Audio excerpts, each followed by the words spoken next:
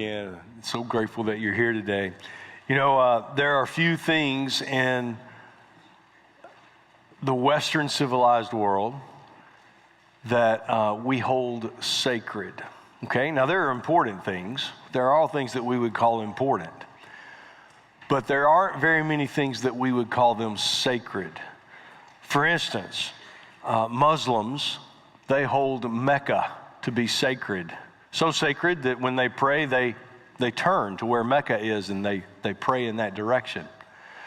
Hindus, they hold the Ganges River as sacred and go there to pray.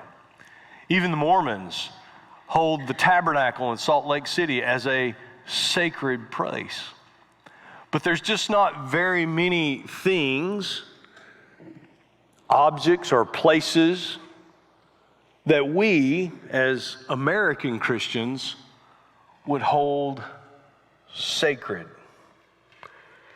And because of that, sometimes when we're reading the Gospels in particular, Matthew, Mark, Luke, and John, the Gospels talk a lot about the Sabbath day. And we have a hard time relating to the Sabbath day because Jews considered the Sabbath to be sacred. It started on Friday night at 6 p.m. It ended on Saturday night at 6 p.m. And for that 24 hours, that time was sacred to the Jewish people. God gave them that time and said those 24 hours, that's a day that they were to reconnect with God. They didn't have to go to a place to do it. They didn't have to go to the tabernacle. They didn't necessarily have to go to synagogue, but it was 24 hours that was sacred and dedicated to the Lord. And that's kind of foreign to you and I, because we don't hold anything like that sacred. No other people, no other nation in the world was given 24 hours in every week where God said, that's for you, okay? And the Jews took that very seriously.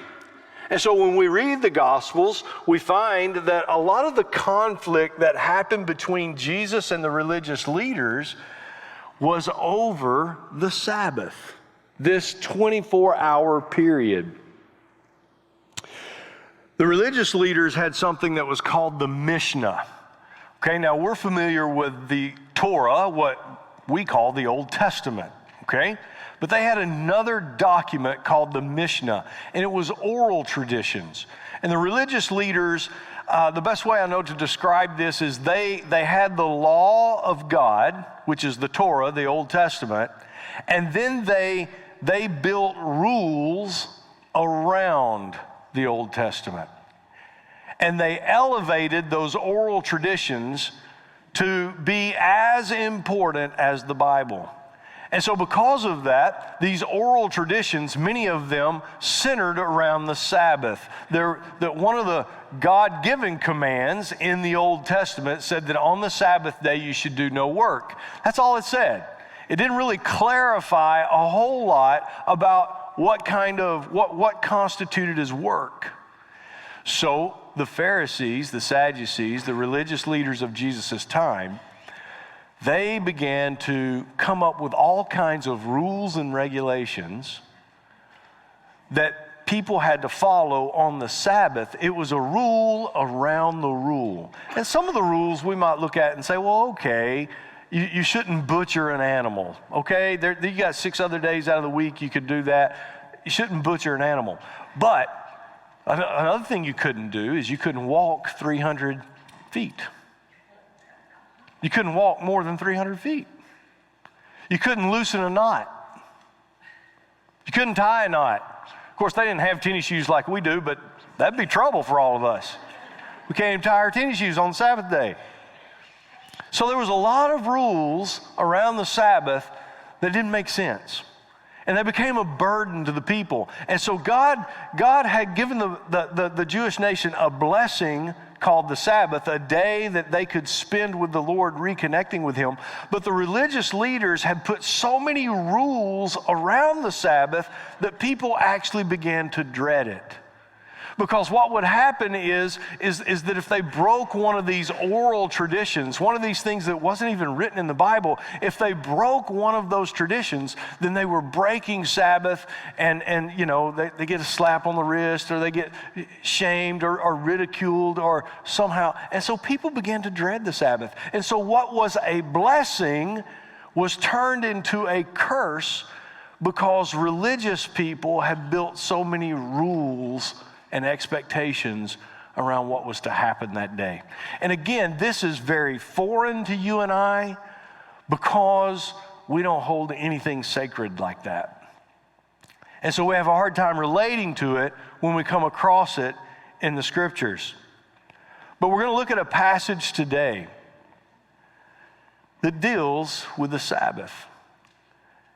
And the reason the religious leaders got so mad at Jesus is because he started messing with the Sabbath.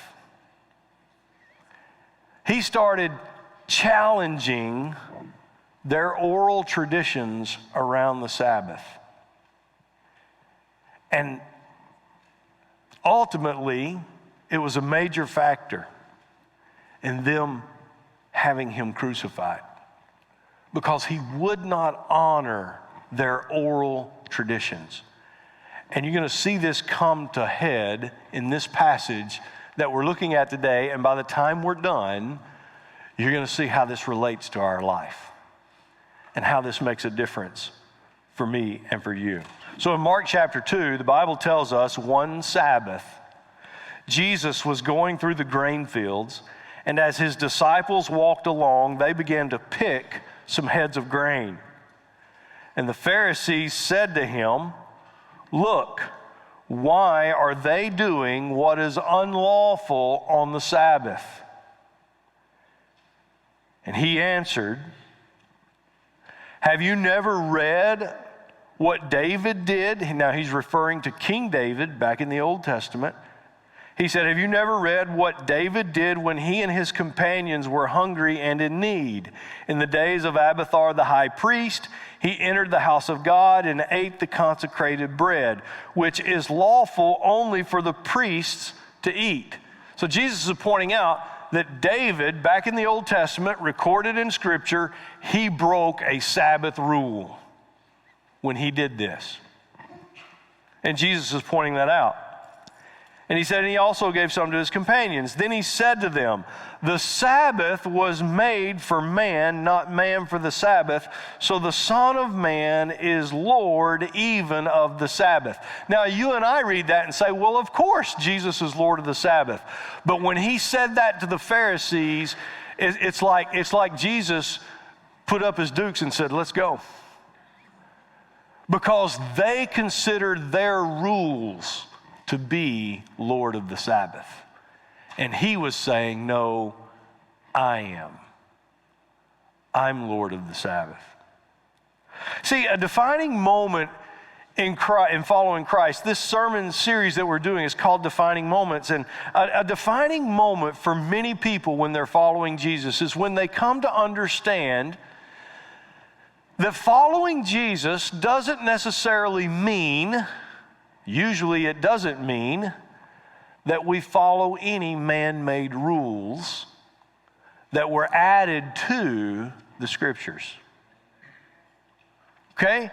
Now, so that becomes kind of freeing when you realize that following Jesus doesn't mean that I have to follow the expectations of other religious people around me, or the rules that other religious people they say that's so important, but it's not really in the Bible. It's just something that they have added to it. And we're gonna talk about it this morning and look at some examples maybe.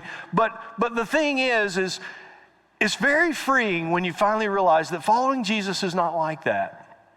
It's not about following other people's rules. And we live in a society that is built on rules. Our society doesn't function if we don't follow the rules. That's why we're seeing such trouble in our land and in our nation. because people make rules and then they don't follow the rules. And then others say, well, that rule doesn't apply to me. Others say, well, that's not a good rule, so I don't have to follow it. Others would say, well, I disagree with that rule, so boo-boo, I'm not going to do it. And it's almost that childish. But we have all kinds of rules. We have federal and state laws. We have social norms. They're not written anywhere, but it's just what society expects. That's a rule. We have rules at work, and we have rules at school, and we have rules at church, and even mom makes her rules at home. Even following Jesus requires that we keep certain rules. So there's rules everywhere. And here's the question that I have. How can we tell the difference between a good rule and a bad rule? Which rules do we look at and we say, you know what? I need to keep that rule, not because some man made the rule, but because that stems from Scripture. God ultimately, that goes back to His character, His holiness, His expectations, what He's required. That's a rule I need to keep in my life. And then there's these other rules that are being handed down to us or passed across our land. And do I have to follow those too? Because just because something is a law doesn't mean it is right. We've seen that over and over again. Just because mom and dad has an expectation on their child doesn't mean it's right. That doesn't make it right just because it's their expectation. Any organization that we look at, any social norm that we look at, just because that's what's expected or the rule that's been given, it doesn't necessarily mean that it's a good rule or that it's the right rule. So how do we discern between the two? Because this is what was going on with the Jewish people. The religious establishment had placed a lot of rules around the Sabbath. And Jesus, in essence, was saying, you don't have to follow all of those. So how do we know in our day and time which rules are good and which ones are not? Every year, Gallup does a morality poll. They do it every year, and they ask several thousand Americans, what is morally right? What is morally wrong? And they just ask them their opinion. I find this poll very interesting. I don't look at it every year, but I look at it frequently. It's probably one of the polls that I look at the most because it gives me a good idea of how Americans' morality, just in our country, it's a snapshot of morality in America. And so I want to share some things with you that it just came out a couple of weeks ago for 2022. Some of this is not going to surprise you. Some of it might. But for instance, one thing they ask people about, and the question is basically this: is this morally right or wrong? And so one thing they asked is drinking alcohol morally right or wrong? And 86% of Americans said that it is morally okay. It's okay to drink alcohol. They asked them about divorce. Is it morally right or morally wrong? 77% of Americans said it is morally right to get a divorce sometimes. What about sex between unmarried adults? 72% of Americans said it's morally, there's nothing wrong with it. Smoking marijuana, guess what? 70% of Americans say there's nothing morally wrong with it. Gay, lesbian marriage, 2/3 of Americans, 66% said morally there is nothing wrong with it. Doctor-assisted suicide, 51% of Americans said morally there is nothing wrong with it. What about sex between teenagers? 38% said there's nothing wrong with it. That one shocked me. Do you realize that? I mean, most of our teenagers don't even realize that adults think that teenagers shouldn't have sex. Still, pornography. 36% of Americans said that pornography, there's nothing wrong with it. That means almost 65% of Americans would say pornography is morally wrong. Yet it's almost in every bit of our entertainment. It's interesting. So society says, here's what's right, here's what's wrong. And so from that becomes these social norms. Many times our laws of the land they become what was first a social norm. So how do we know? Just because 51% of the people say doctor-assisted suicide is okay, how do we know it's not okay? Just because 77% of the people or 72% of the people said sex between two adults is okay, how do we know it's not okay when they're not married? How do we know what rules are right and which ones are wrong? And Jesus tells us, and you're right, you're right, don't be stealing my thunder. All right? Don't be stealing my thunder there. Kind of built this up and you just took it. You just took it from me. That was great. Yeah, in this passage, that's exactly what Jesus said. Okay? He said, read the Bible. That's how we know. We read the Bible. We read the Bible. In this passage, it's funny, when the Pharisees came and they questioned Jesus, hey, why do your disciples do such and such? The very first thing Jesus said to them was, have you read? Have you read? He immediately takes them back to Scripture. And he says, if you want to know right from wrong, it comes from reading the Bible. Have you read? And so when it comes to society's rules, when it comes to things that are expected of us within the American culture, people are saying this is right, this is wrong, this is okay, this is not okay. Well, how do we know? Have you read? That's how we know.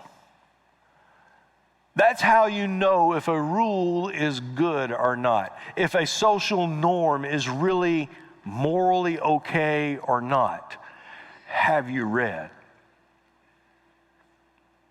That's how we know which ones to follow, which ones to let go, which ones to stand against, which ones to not support.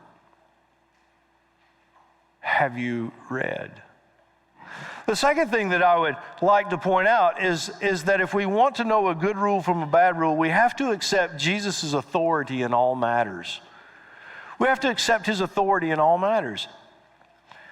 Jesus reminded the Pharisees of King David and what he did at the tabernacle. That whole story about, do you remember what David did when he brought his men into the temple and they ate the consecrated bread? It happened when Abiathar was the priest.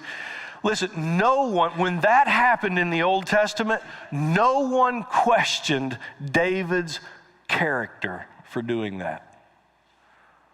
No one went to David and said, oh my goodness, what's wrong with you? No one questioned his character. You want to know why? Because everyone recognized that David was the anointed king. And as king, he could do whatever he wanted to do.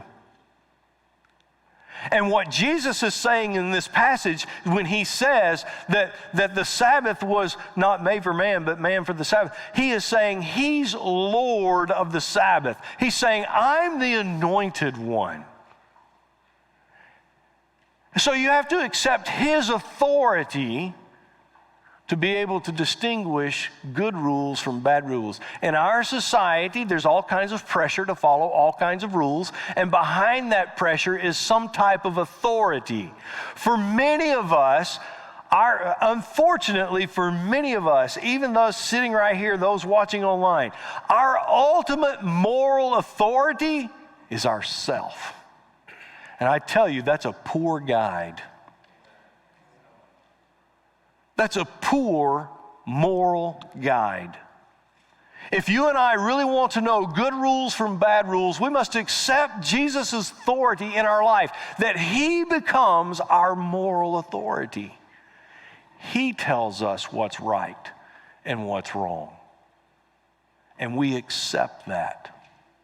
And it doesn't matter what society says or what parents' expectations might be, or what any other authority in our life that comes along and says, you must do X or you must stop X. If Jesus is your moral authority, you know what you should do and what you should stop doing. And you know ultimately He's who you answer to. And so Jesus in this passage, that's what He's dealing with the religious Pharisees. He's telling them, you have let your oral traditions take the place of what God intended. You have elevated it so that you've made yourself God of Sabbath. And He's saying, I'm the Lord of the Sabbath because I'm Jesus. Does that make sense? And that's why they got so mad. All right? That's why they got so mad at Jesus. And they began to look at Him and follow Him around to find out how many times He would break a Sabbath rule. Because each time He broke it, that became a reason for them to hate Him a little bit more.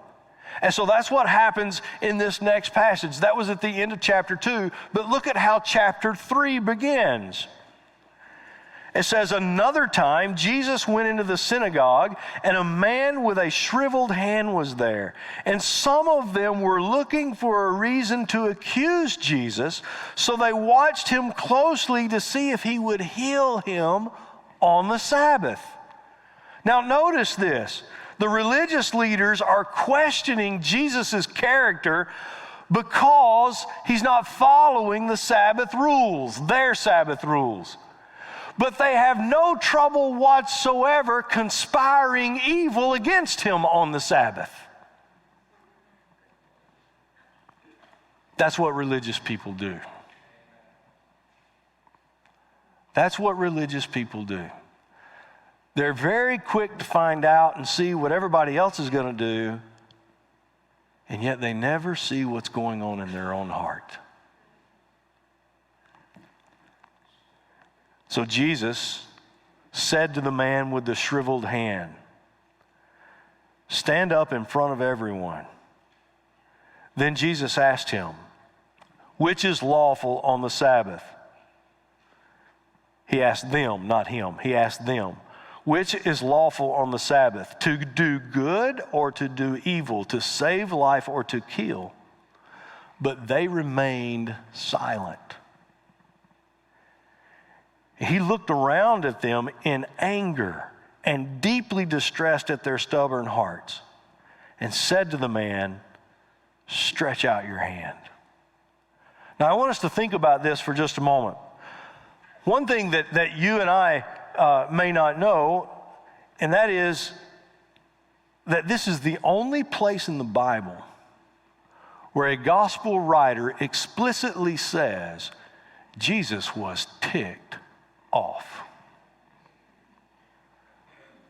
This is the only place where the writer explicitly says he is angry, he is deeply distressed at what he sees unfolding in front of him.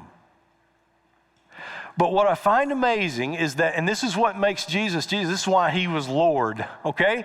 You and I get angry, what do we want to do? Well, we want to cuss, we want to shout, we want to write a letter, we want to picket somewhere, we want to protest, we want to rage on Facebook and let everybody know how unhappy we are. Jesus, in His anger, is still full of compassion. That's what makes righteous anger different from our anger. Many times when I'm angry, I lose all compassion. Maybe you're different, okay? Maybe you're different. I can be mad at someone and I kick the dog. The dog didn't do anything. The dog did nothing. But I've lost all compassion because I'm so angry in the moment. Jesus is not like that. He's not like me and you. That's why he's Lord. That's why he's God. Yes, he was angry, but he was also full of compassion. You're going to see that in this passage. His anger didn't keep him from doing good. He still did good even though he was angry. Something you and I need to know. Why is he so angry? Why is he so upset in this moment? Because for Jesus, human need poses a moral imperative.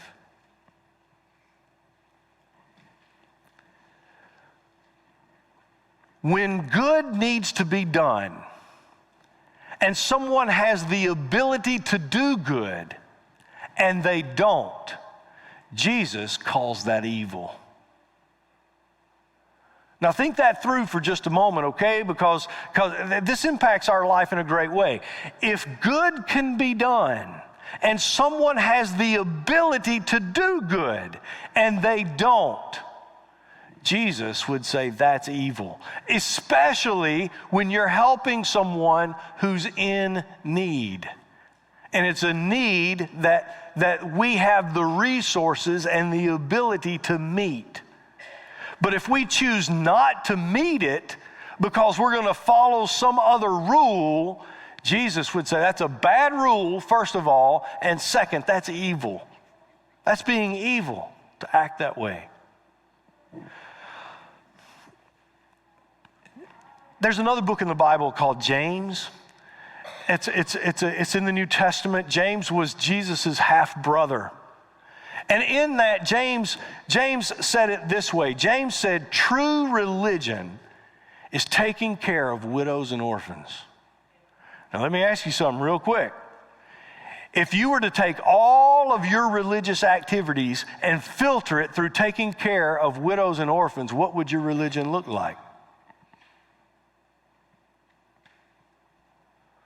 Widows and orphans represent the absolute poorest in society. They're not just metaphorical. There are widows, there are orphans in the world.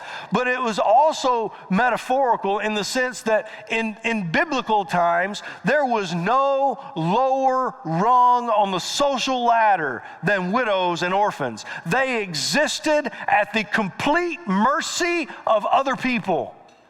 If other people were not merciful to them, they simply died. And James said true religion is taking care of those people, the people who are at the very bottom of the rung, that if no one helps them, they get no help. Now then, you and I take our religious practices and filter it through that. How religious are we?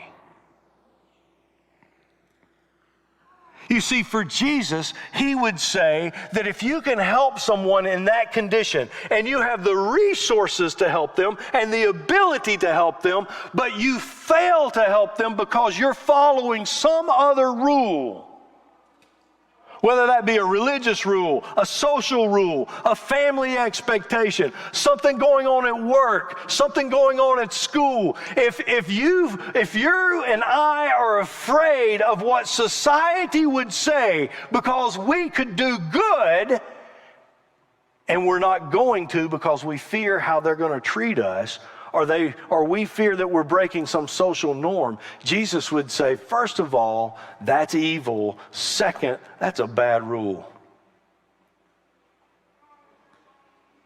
And that's what's unfolding here in this passage.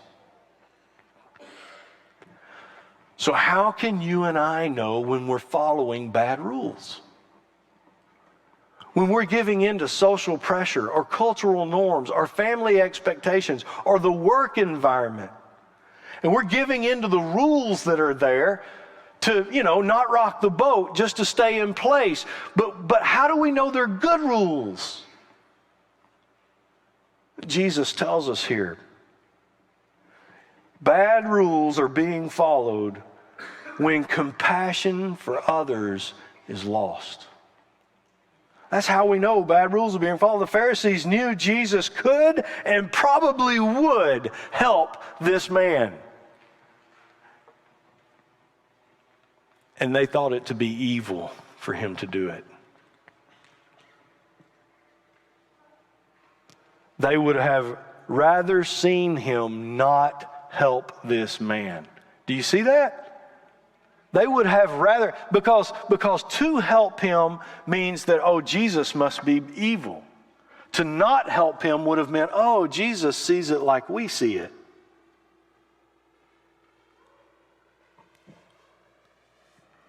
You and I, if you and I can waltz through this world ignoring having compassion for the people that God places in our circle whom we can help, and we can walk away from that, not being touched by that, and in fact sometimes condemning others who might help them.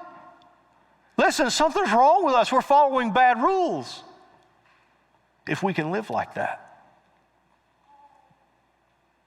If we can lose compassion for the people around us that are within our reach, that we can help and do good for in the name of Christ, but we won't because we're afraid of what others will think, or because we fear what might come as a result of taking on the responsibility of loving someone and being kind to someone. If we do that, we are evil. And we're following bad rules. And that's why Jesus got so upset. That's what bothered him so much. That here was a group of men who said they knew the Scriptures and followed the Scriptures, but yet were unwilling to let someone else do good when they could. There's another thing that you and I can see from this. Bad rules are being followed when there is an unwillingness to receive what God is doing in the world. This account that is being shared with us, it's a powerful scene of human arrogance and unconcern for the things of God. That's why Jesus was angry. That's why he was deeply distressed at their stubborn hearts. These are strong words. Jesus was unhappy at what humanity was behaving their worst. Right now, religious people were at their very worst right now. Because they knew that he could help, and they didn't want him to. They didn't want him to help. And in fact, they were going to accuse him of wrongdoing if he helped. And when you and I have an understanding of what God is doing in the world and redeeming mankind, and we look at what he's asked us to do, and we look at what he's given us to do and given us the resources to do it with, and you and I, we look at that and we say, no, I'm not going to do that because I'm afraid of the rules I might break. That's how you know you're following a bad rule. When you understand what God is trying to do in the world and you just simply say, I'm not going to do it for the sake of the rule, for the sake of what my family might think, or what my church might think, or what my teacher might think, or what my coach might think, or what my boss might think, because I'm not keeping the social norm. That's a bad rule. But Jesus called out this man and this man with a handicap, and he did something horrible. He asked him to stretch out his hand. How many handicapped people do you know want their handicap to be front and center, for everybody to see, for everybody to look at? That's what he did to this man. Stretch out your hand implies that he had it hidden. Because, no one was supposed to go to synagogue with some type of deformity. That was another one of their rules. So he had his hand hidden. And Jesus said, stretch it out, pull it out in the open. Let everybody see your deformity. The Bible tells us in this verse, he says he stretched it out, and as he did, his hand was completely restored. Then the Pharisees went out and began to plot with the Herodians how they might kill Jesus. We're only in chapter 3 of Mark. That's how quickly they decided Jesus needed to die. Why? Because he was messing with the Sabbath. And they knew immediately he had to go. He had to die.